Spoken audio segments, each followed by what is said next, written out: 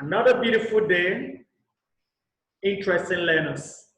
It's nice to be with you once again. I hope you're keeping safe, and I hope you're doing well at home, and I hope you're reading your book. Like the Boy Scout motto say, always be prepared. You don't know the time could be required of you.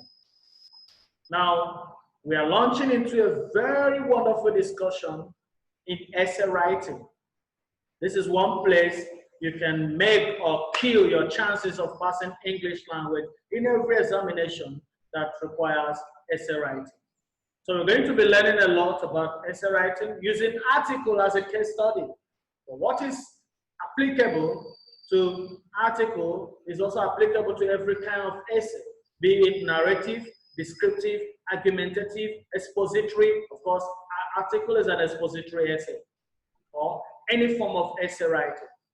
So today we're looking at article discussion. Now, we will be seeing the features and the modalities for writing a good essay, nay, article. Now, in the course of this discussion, you should be able, at the end of it all, to understand what an article is in relation to essay writing. You should be able to also understand the format and the procedure of writing a good essay. What about the penalties and credit involved therein? You would also find out in the course of this discussion. Now, how can we understand an article? It's another form of essay writing. It discusses issues, events, problem, write an article about the marriage ceremony in your area that is suitable for publication in any of the national dailies. Write an article that is suitable for publication in any of the national dailies for in respect to crime in your area, the criminality in your area. Write an article about prostitution issues, So that is, it's expository in nature, as it places on the writer a more heavy task or given a full or broader explanation of a subject. So you are required to be, expressive in your discussion, not taxative. Then it's also, in this article, the reader is left with no doubt about what you discuss because you're superfluous in your discussion. Now, it operates on a background, the background to the study, the introduction of the study, the causes, the effects, and possible solution to the problem basis, to the issue basis. That is what article is about. Now, in assessing an article or essay writing, the merit of a piece of writing should be judged in terms of the writer's success in achieving the purpose of the essay. What do you propose to achieve? Are you to entertain your audience? Are you there to instruct, to inform, admonish, persuade? We have all kinds of writers. You could just say, I want to admonish. The topic has to do with admonish. Maybe youth to eschew, withdraw, refrain from crime or criminalities. Are you to inform us about the benefit of education? Or are you to instruct us about how youth, how juveniles should not go into delinquencies? Are you to persuade us, to appeal to our sense of reasoning to accept that topic you're discussing? Now, the judgment will be based in varying degree on factors such as the adequacy of the treatment of the subject matter. Were you able to treat the subject adequately? Are you original in your approach? Is your language appropriate? If you're writing a formal letter, are you using an informal language? If you're writing argumentative essay, are you just describing event, or are you arguing? Are you marshalling out your point? Are you dealing with the topic in question? Clarity of exposition or narration of argument. Are you clear in your exposition? Are you balanced in totality? What about your mechanical accuracy? Did you dot your I's, cross your T's, make use of your punctuations as issue used? We're going to mention some of them today. Your spellings, are they okay? Your writing, is it okay? Did you use the capital letters and the small letters where you're supposed to use them? A lot of things on mechanics. Then what is the criteria for credits and penalty? Now, under content, we're going to see later on is whether what you express to write is relevant to the central theme. The number of words you use per line is also going to be there. Then organization is how you're able to organize your writing. The expression has to do with your use of the English grammar, judicious use of figurative language, and the rest. Then mechanical accuracy, we've mentioned spelling, and so many other mechanics. Under content, we have 10 marks. Organization, we have 10 marks. Expression, we have 20 whole marks. And under mechanical accuracy, we have 10 marks, making a total of 50 marks. You can imagine in an exam, you're having 50 marks to deal with under essay, and you see students not writing their essay very well. It will limit their chances of passing that paper. Now, under content, your idea must be relevant to the central theme. You must not be telling us cock and bull story. You must not derail. You must be straight to the point. You must not be writing off the point. How well the ideas are developed, also under content, whether points relate to the topic given or they don't relate to it at all. Now, whether you wrote up to the required number of words, which is 450 words minimum, maximum, can be more than that, but it's good to limit yourself to the required number of words, the point, the paragraph, and lines. How do we achieve that? We're going to see. We have different kinds of writing: big, small, average, medium. What do you have? Small, big. So if your writing is so big that maybe you have big handwriting, you can write 4 words per line. And if you do that, you have 112 lines. What about 5 words per line? 90 lines. 6 words per line, 75 lines, 7 words per line, 64 lines, 8 words per line, 56 lines, 9 words per line, 50 lines, 10 words per line, 45 lines, 11 words per line, 41 lines, 12 words per line, 38 lines. I write 9 words per line, and I write 50 lines. Sometimes I could write 10, 9, 8. So what you do, you take the average, the highest occurring one will form the average. If you count, all of them may not be the same. So you take the average at the end of the day. Now, under organization, what are we assessing? How well did you introduce your essay? Did you introduce your essay very well? The writer or the reader would like to know. How well you arrange your points.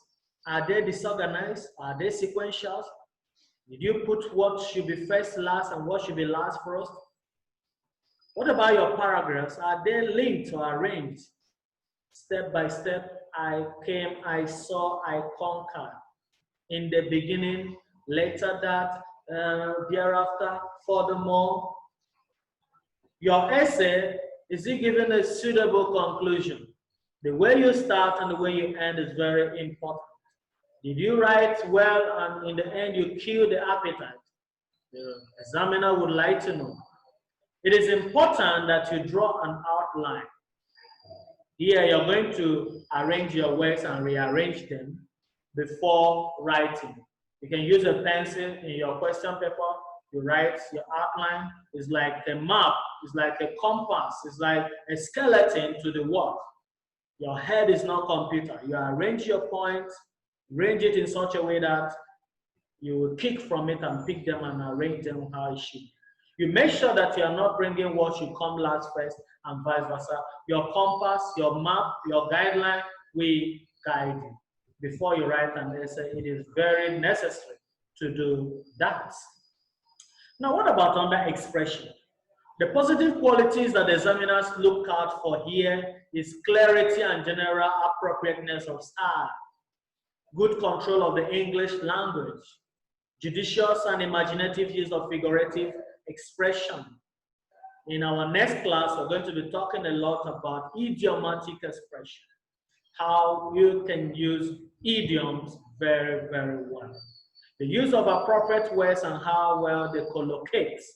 Yes, words collocate when you use them together, like looking forward to seeing you.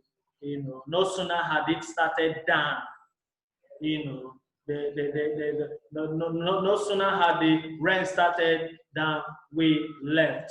I am looking forward to seeing you.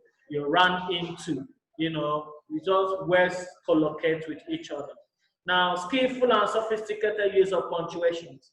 The punctuations, you know, full stop, question mark, ellipsis, comma. You have your colon, semicolon. How do you use them? How well you make use of different sentence types.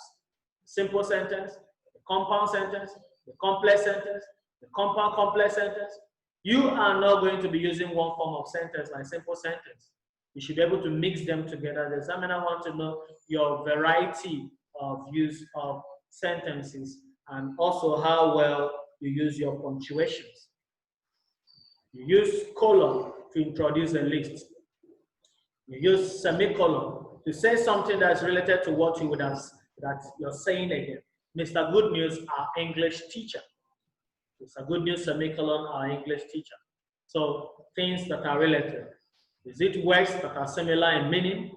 So you use semicolon to do that. Go to punctuations, learn more about punctuation in our previous classes. We've done. You're going to be looking at so many things before you go into the hall to write any exam. English language, most people say, you don't read English language. That's why they fail it.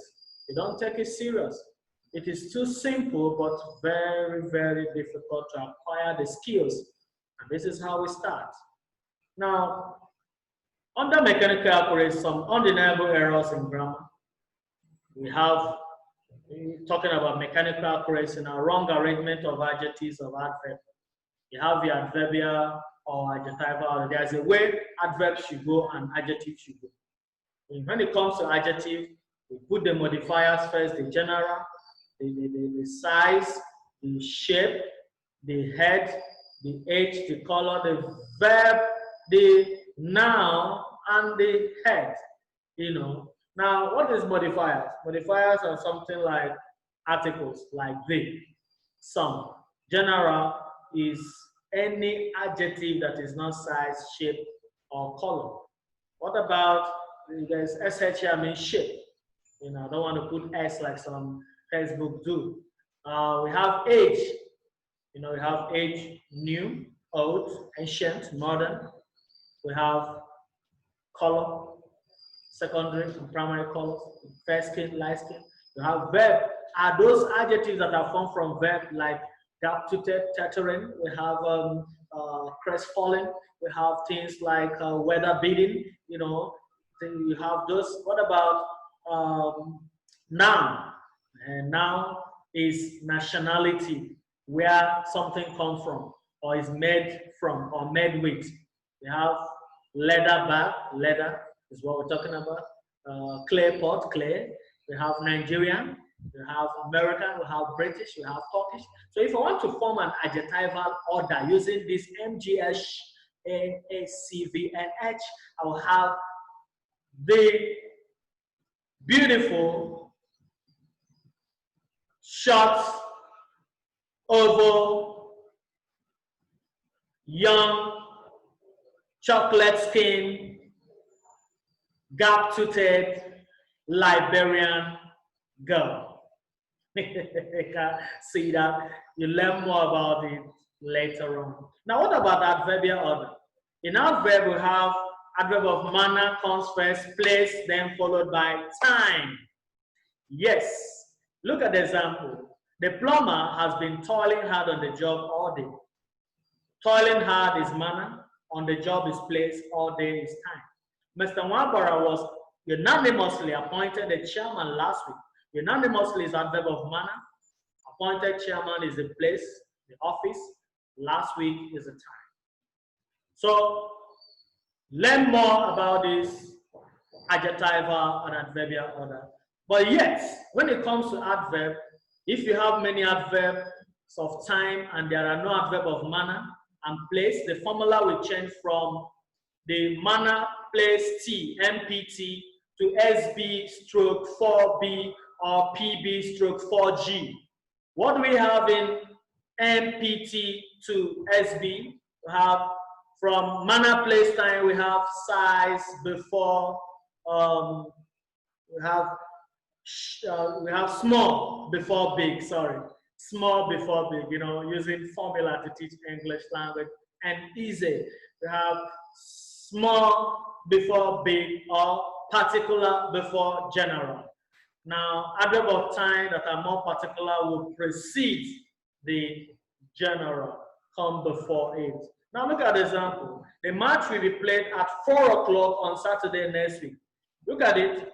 4 o'clock is smaller than Saturday. Saturday is smaller than next week. Next week is the biggest of them. You can't say the match will be played next week 4 o'clock on Saturday, or the match will be played on Saturday 4 o'clock next week.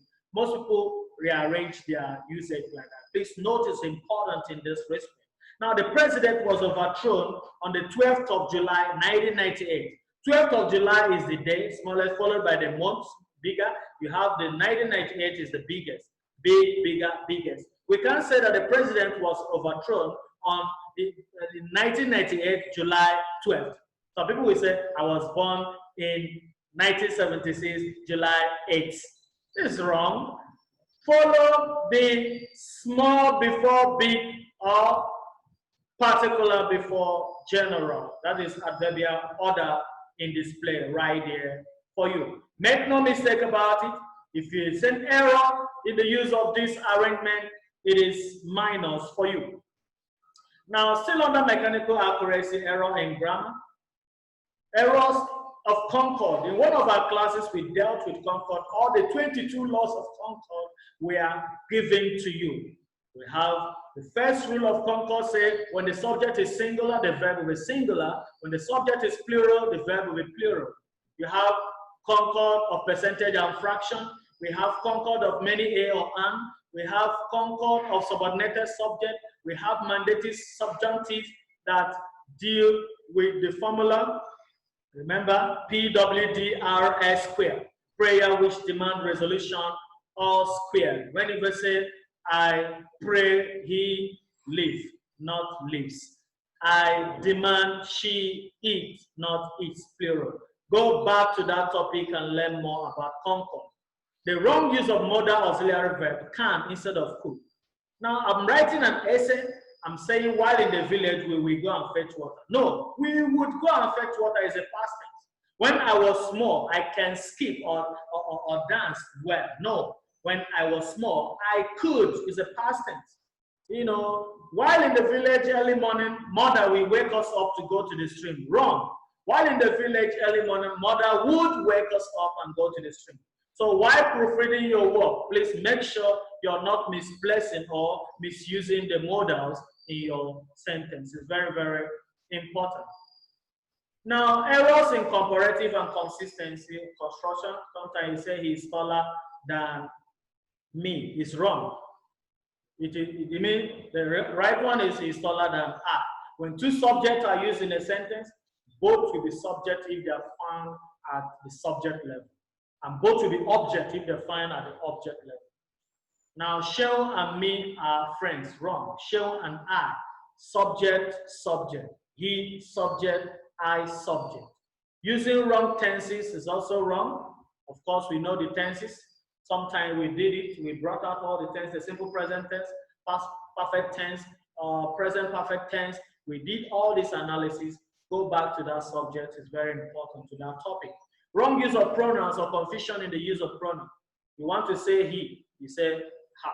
You want to say her, you say him. She for he. And some people will go as far as using themselves. They love themselves. There's nothing like themselves in English. It's themselves. The use of wrong prepositions. Yes, when you're using preposition, you have to be careful. He was accused of stealing. He is guilty of, he was charged with, diagnosed with, run into, left in the lodge, not left of the lodge, or he is guilty from the crime, or guilty of, diagnosed with malaria or whatever. Now, it's very important to note that as well. Now, failure to include an essential sentence element is a crime. Sentence should go with the subject, predicate, complement, and adjunct. The subject is the performer of the action, the noun or pronoun. The predicate is the verb, all kinds of verb, whether primary auxiliary verb, anomalous verb, lexical verb, and what have you. The complement is what is completing the meaning of the action, basically object, and the adjunct is the adverb, the time, manner, place, or when the action happened. The sentence must be arranged in such a way. He goes to school always. You don't say he goes to school. We don't know what time he goes to school. What if you wanted to say he goes to school yesterday? We did it right. So you have to express yourself clearly. Let's know what you're saying. Now, wrong use of subordinators and conjunctions or relatives. You have subordinators as well as together with. We have conjunction and. Which one are you using for which one? And relatives, whom, that, which need to be certain. Confusion between countable and uncountable nouns. Yes, people make this mistake. You want to say parents. You know we have two people there. Parents, your parents, plural. You don't use parents, which is single parents. You use parents, plural. You use furniture, furniture. You don't have plural in furniture. You don't have plural in equipment. But people still use furniture, equipments till today. You say, I took some orange. You mentioned some, why orange? It should be oranges. Be careful how to use your countables and uncountables. This is where I want students to pause a bit. Sometimes you write, someone say, proofread what you've written. If you don't know all these things, what will you proofread? So it's good to go back to the basics. Know all these things before you pick your pen, say you want to write an essay in exam, or express yourself clearly. You must know these things. If not, you're walking on a long road. Now, using active for passive and vice versa. An active voice gives us when action moves from the subject to the object. Now, the subject does something to the object, that is active, and passive is by just the other way around. Someone wants to say die, he's saying dead. You want to say beer, you say born. It's intransitive in nature. Action doesn't move in that way. Action moves from the subject to the object is transitive. So you should know the one you're using at any time T, moment M, occasion O, anytime. You must know what you're doing. That is what English language is all about. Now, the wrong use of or, omission of punctuation marks like the exclamation. If you're expressing a feeling, please use exclamation mark. If you have ended your discussion or statement, use full stop. If you're asking a question, use question mark. If you're introducing a list, use colon. Or list in the items in the list, use colon. Semicolon, we've mentioned it. If what you're saying is related or in addition to what you would have said. The inverted commas, whether singular or double, is required. It just has to be consistent. The single inverted quotes belong to the British, while the double quotes belong to the American. And both of them is acceptable. And consistency is required. You might as well learn more on how to use American and British spelling. Like column, America O-R, British O-U-R. Behavior, America I-O-U-R, British America I-O-R, British I-O-U-R. You have program, British is P-R-O-G-R-A-M-M-E, while America is P-R-O-G-R-A-N. There are a lot of them. All of them are acceptable, but you have to be consistent. If you use them disorganizedly, nobody will take them from you. It is wrong in English language. Yes, when you're using abbreviations, initial letters in conformity with modern practice is acceptable, with or without full stop. If you're writing OAU, WHO, YX, Anyone with or without full stop is very, very important. Consistency is required.